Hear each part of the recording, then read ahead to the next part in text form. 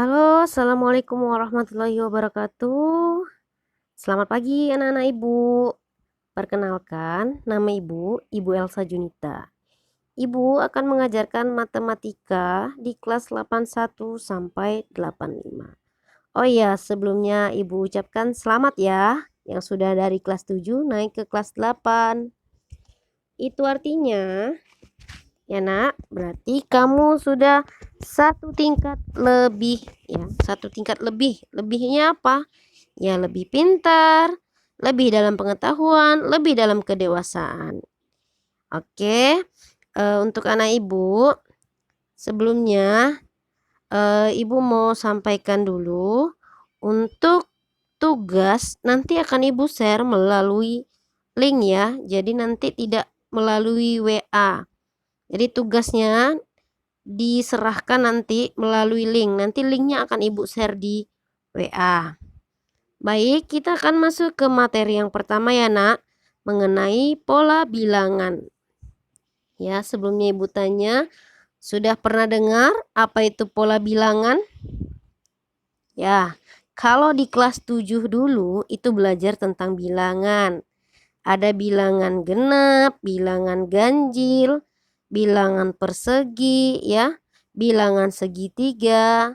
Ya itu udah pada tahu ya di kelas 7. Nah, sekarang nih kita akan bahas tentang pola bilangan. Ya, pola itu bentuk. Nah, bentuk dari bilangan yang nanti akan ibu jelaskan di materinya. Oke, langsung ya nak ya. Nah, ini ada pola penomoran rumah. Ya, pola penomoran rumah. Perhatikan, ini ada rumah yang bagian atas ini ya nak ya. Ya, bagian atas ini namanya rumah di arah utara.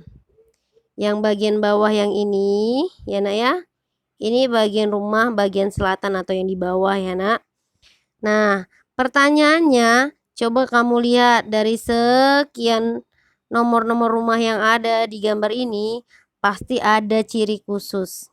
Coba kamu sebutkan ciri khususnya seperti apa, jelaskan menurut kamu ya. Adakah ciri khusus dari penomoran rumah yang ada di utara dengan rumah yang ada di selatan? Coba jelaskan pendapatmu. Jadi kamu siapkan buku ya nak ya. Jadi setiap pertanyaan yang ibu berikan langsung dijawab ya nak ya. Oke, nah itu pertanyaan pertama ya. Kalau kamu udah dapat jawabannya, kita lanjut ke pertanyaan kedua. Nih, pertanyaan kedua.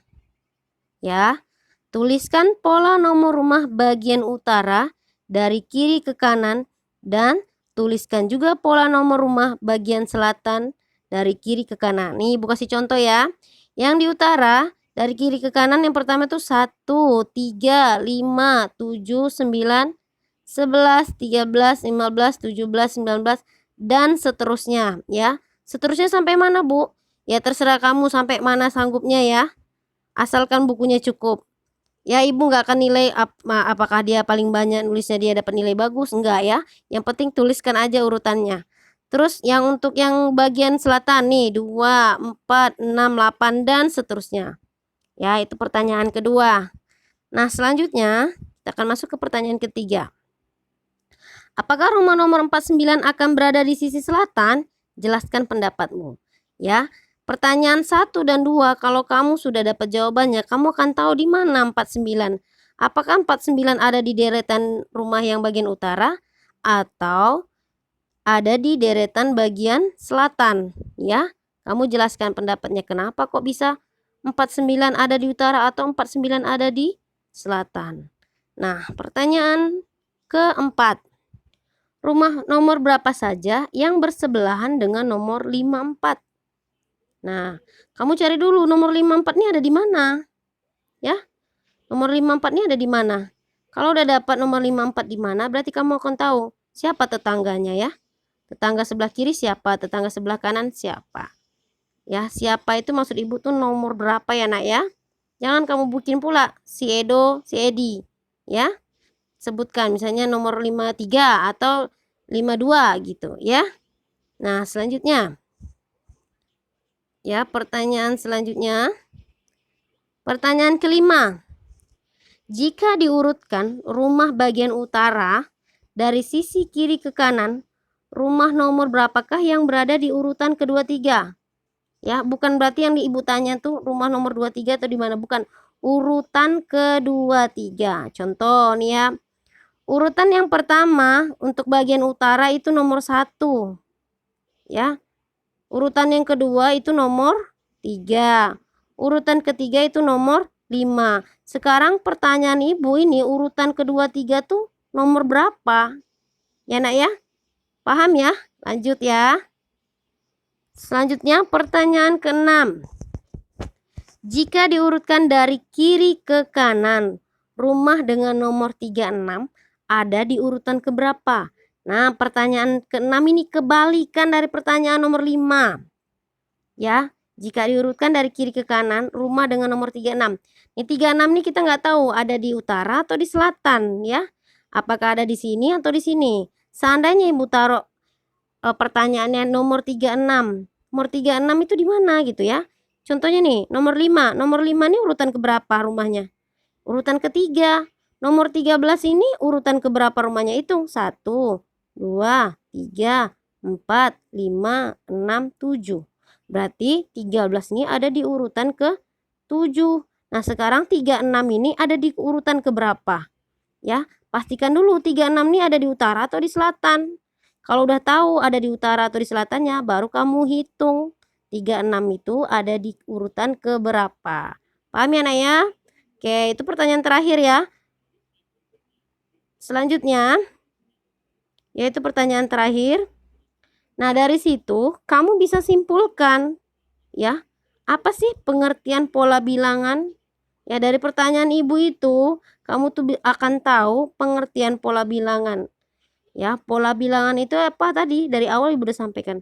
Ya, pola bilangan adalah urutan bilangan yang disusun secara sistematis. Terus, suku dalam pola bilangan. Suku itu seperti apa? Ya. Nah, dalam pola bilangan, suku itu dilambangkan dengan, oke, ntar ya. Suku itu dilambangkan seperti ini. Suku itu dilambangkan dengan U1. Ya, U1. U1. U1. Terus U2.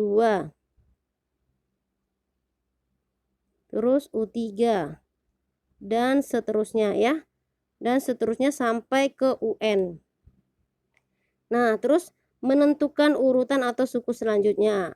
Jadi dari penjelasan ibu, kamu udah tahu urutan sukunya yang tadi kan, contoh yang di rumah tadi. Ini 1 ya, menentukan suku. Ini U1 ini namanya U1 ya nak ya. U1. Terus yang U3, yang rumah nomor 3 ini namanya U2. Yang nomor 5 ini namanya U3. Ya, yang 7 ini namanya U4. Ya, dan seterusnya. Ya. Nah, kalau kamu udah tahu U1, U2, U3, U4, kamu bisa menentukan U5-nya berapa, U6-nya berapa, U7-nya berapa, ya nak ya? Nah, selanjutnya ada yang terakhir itu menentukan urutan suku ke N. Nah, menentukan urutan suku ke N ini akan ibu bahas di pertemuan selanjutnya. Baik anak-anak ibu ya, sudah bisa dijawab ya pertanyaan 1 sampai 6.